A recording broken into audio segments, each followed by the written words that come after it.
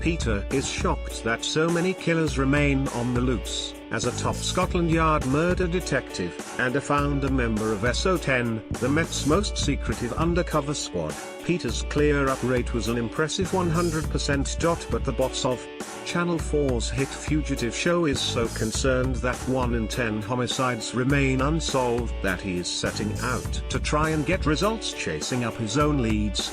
The 57-year-old says, "The shocking reality is that there are so many people who still commit murder and get away with it. With all their advances in technology now available to the modern police, you would have thought it would be easier to catch murderers than ever, yet so many are still at large."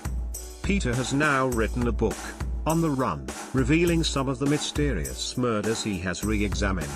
Roaming, he adds, "It really irritates me that these killers are free and compels me to investigate the crimes. What drives me is the need to see these people arrested and convicted." And he warns that there may be unknown serial killers roaming Britain right now. He says, "The worrying thing is that if you commit one murder and get away with it, you will probably go on to murder again. And with so many unsolved cases, we don't know how many serial killers might be out there." However, Peter reckons that he is close to cracking some high-profile murder cases.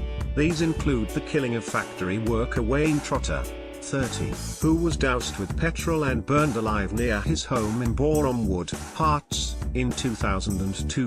Peter also believes he is making progress with 2 other cases in that year. Businessman Alexander Blue, 41, killed on their drive of his home in Glasgow, and Cornish millionaire farmer Leigh Bate, 71, who was last seen in a pub. "In each of these cases I have names of people who may be responsible and I won't give up. Watch this space," he says. Peter could also be close to answering the riddle of who shot dead banker Alistair Wilson, 30, on the doorstep of his home in Nairn, Scotland in 2004. Despite a huge investigation, police failed to find a motive for the crime.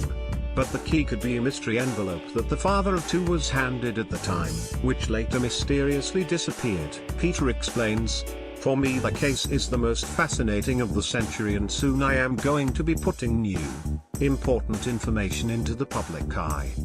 I think I have a potentially new and undisclosed motive. If you know why, you are probably going to find out who."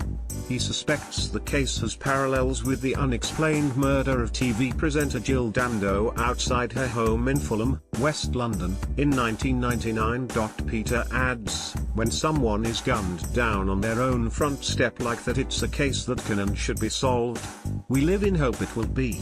For all the modern police techniques he uses in hunted to track down the contestants, Peter believes old-fashioned detective work is vital when it comes to trapping murderers." He explains, "Nothing beats knocking on doors and talking to people who saw what, where and when. What I do is old-school stuff, wearing out shoe leather in a bid to get in front of the suspects, get in their face and ask them if they did it." Peter reckons wheel clamper Levi Belfield, who was convicted of murdering Marcia MacDonald, Amélie de Largonge, and schoolgirl Millie Dowler, 13, is the most vile killer he's ever come across. He does not believe that Belfield is responsible for the 1996 murders of Lynn and Megan Russell, rather than their convicted killer Michael Stone, as some people have suggested. But he does suspect Belfield, who now calls himself Yusuf Rahim, may be responsible for more callous crimes. Peter says, "I think there are other offenses of which he's probably guilty, but thankfully he will never see the light of day again. So why do so many murderers escape justice?" Peter says, "There are 3 things that usually catch murderers these days: mobile phone records, forensic science and CCTV records. When murderers go free, it's usually down to human error, bad luck or a wall of silence from those around them." Interestingly, he says that the key to evading capture on telly's hunted is not to try and disappear altogether, but to actually seek help.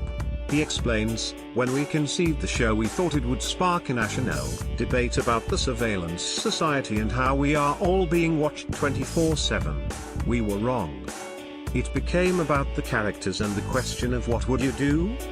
How would you evade capture? There's the obvious stuff like not using your mobile phone or bank card. But the best way is to be nice to people and they'll tend to help you, even keeping you fed and watered. That's how Nick Cummings, for example, managed to avoid capture for 28 days in Series 2. He showed it is possible to go under the radar.